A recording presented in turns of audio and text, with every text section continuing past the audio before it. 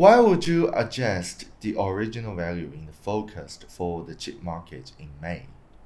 Right. Well, to be truthful, we didn't actually change our forecast. We did counsel that we thought that the original number was actually well within the framework of accuracy that you can get in any forecast. So, what we do always is we make a projection what we think it's going to be and why, and then we'll measure what we said against how that year rolls out. And only if something really dramatic happens will we change our forecast, because we believe you should be measured by what you said in the beginning and not by what you keep constantly reforecasting, because anybody can get the number right if you keep changing it every month.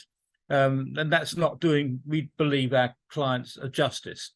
So when we made that 22% forecast, which we actually made over 18 months ago, interestingly, we were predicting and looking at how that downturn would affect when we get to this situation of supply and demand coming into balance, and what would you typically expect the industry to do. And then we reaffirmed it, as you said, in January and March, and we kind of said, yes, we believe that number's as good as anything. The real difference at that time was it even going to be negative? I mean, a lot of people were saying it wasn't even going to be negative. And now the general feeling is it'll be negative, but only very slightly, maybe 5 or 6%, something like that. And we still believe it will be a strong double-digit negative growth. Now, it all depends on the maths at the end of the day. I mean, it is a mathematical situation. And we forecast originally that we thought the first quarter would actually shrink by 10%. And we had a range there of -8% to -12.5% in terms of what that range was likely to be. Now, as it happened, the first quarter was slightly stronger than our forecast in that it was only -8.2%. So that put it much closer to the -8%, which we said was the best end of the scale. So the first quarter came in, if you wish, tilted towards the more positive end of our forecast range. But we then said the second quarter was going to be -6%, and that's not clear yet, because it really, you've got a mixed opinion out there as to how bad the second quarter is going to be. And the thing that really worried me and why we didn't change our forecast was that TSMC, they are coming in with a forecast that says their sales would decline by anywhere from 9 to 4%. So that's a big range. I mean, -4 to -9 is a huge range to work within. So it goes to show the uncertainty that they're facing, and they're a bellwether of the industry overall, if you'd like to say. So we do know that we are coming to the bottom of that decline. This decline started in June of last year. So we've had 2 quarters behind us, 3 quarters behind us. The downturns typically last 4 quarters. So we're in the 4th quarter right now.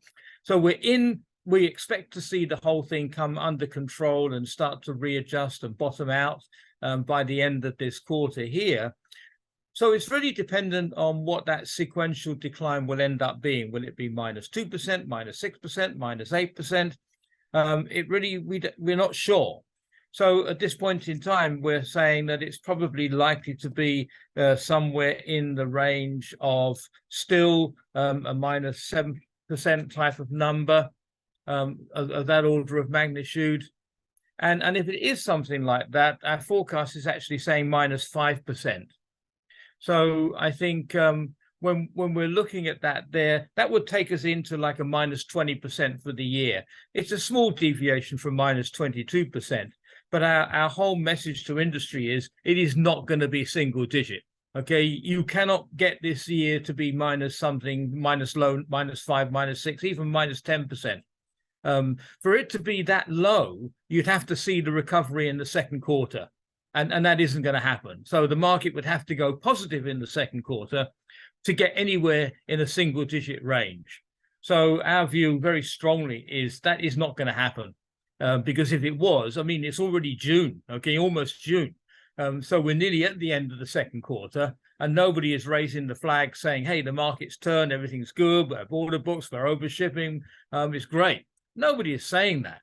So you cannot have a number in the second quarter which is positive. And if it's not positive, then the whole year can't be a single-digit negative number. So it's really not just the number. The number is obviously very visible, but it's the message behind the number that's really important. What is happening? Where are we in the cycle? And where do we expect this to be? And how do we expect it to roll out during the course of the year? And that hasn't changed at all for the last 18 months.